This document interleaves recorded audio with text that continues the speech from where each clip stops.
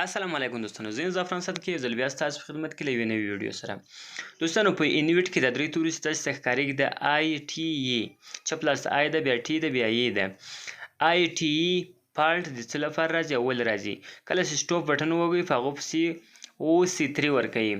او سی 3 فالټ په انویټ کې ولې راځي؟ د څه لپاره راځي؟ د دې د مشکل حل لاره چې ده، ویډیو مه سکیپ کوئ، ویډیو مه تېروئ، تر پایه ویډیو وګورئ چې په دې ویډیو کې د او سی 3 یا آی ټي ای په باره کې مکمل معلومات درکوم.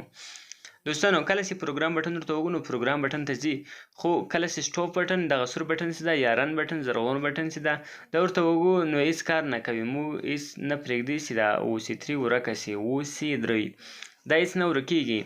نو دوستانو دا په انویټ کې ولې راځي؟ د څه لپاره راځي؟ او اول تاسې باید څه وکړئ؟ کله چې مې انویټ سټارټ کړو نو دوستانو راسئ اول ترمینل ته. په ترمینل کې مې برق ورکړی ده، تاسې ته ښکارېږي په ار ټی باندې ما برق ورکړی.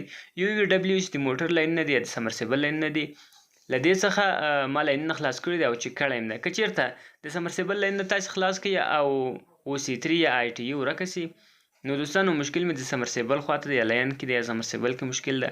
او که بیا دا مشکل له دې لارې سره ورک نه سي او انویټ کې چې د سمرسیبل لاین نه خطا وي او دا مشکل بیا هم وي، نو بیا باید څه وکړئ؟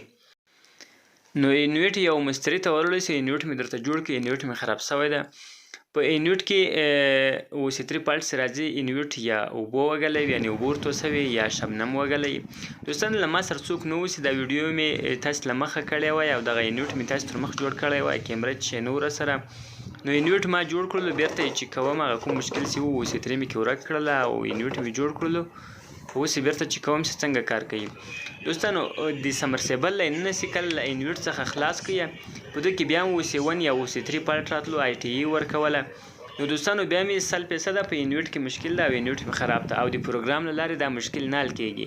او که چېرته تاسې سمرسیبل لاینونه خلاص کړئ او دا مشکل ورک سي او انویټ روغ سټارټ سي، نو دوستانو د سمرسیبل لاین مې شارټ دی یا مې سمرسیبل ته اوبه تېر سوي دي یا مې سمرسیبل سوځلی دی یا د سمرسیبل کویل خراب ده او دا مشکل یا د سمرسیبل کوم لاین پرېږده، دا مشکل بیا هلته راځي. او کله چې تاسې لاین خطا کړل او په انویټ کې دا مشکل بیا هم پاته ول، یعنې او سی 3 یا او سی 1 آی ټي ای ورکوله، بیا نو په انویټ کې مشکل ده او هغه تاسې پخپله نه شئ کولی. تاسې باید یو مستري ته یوسئ، هغه یې درته جوړ کړي. اوس موږ انویټ جوړ کړو، انویټ مې رن کړی ده، یعنې سټارټ کړی مې ده، فریکونسي روان ده تر 500 پورې. او له هغه وروسته یو ګروپ ورباندې ګورو چې بیرته او سی 3 یا او سی 1 فالټ ورکوي. که یې فالټ نه کړو نو انویټ جوړ ده، که یې فالټ ورکړو بیرته انویټ کې مشکل ده، نه ده جوړ شوی. دا یو دانه ګروپ ته اوس ورباندې ګورو چې څنګه کار کوي. دا ګروپ ته تاسې ته ښکارېږي، دا اوس ورته لګوو. دا اوس یې برق ته ورکوو، انویټ ګورو، انویټ فریکونسي تر 500 رسېدلې ده او رن ده سټارټ ته. اوس برق ګورو، تاسې ته ښکارېږي سکرین د کیمرې د موبایل سکرین بدلېږي، یعنې رڼا کوي ورته. تاسې ته ښکارېږي دا ګروپ بیخي صحیح روښانه کوي، کوم مشکل نشته پکې. نو دوستانو دا مشکل حل سولو. که چېرته تاسې په انویټ کې او سی 3 یا او سی 1 فالټ راځي، د سمرسیبل لاینونه خلاص کړئ، بیا یې چک کړئ، یا که په انویټ کې مشکل ورک شوی نو د سمرسیبل لاینونه وګورئ یا سمرسیبل چک کړئ. او که سمرسیبل لاینونه خلاص کړئ بیا هم مشکل نه وي ورک شوی، انویټ مې خراب ته مستري ته یوسئ یا خپله نه جوړېږي. دوستانو که مې ویډیو خوښ شوې چینل سبسکرایب کړئ، ویډیو لایک کړئ.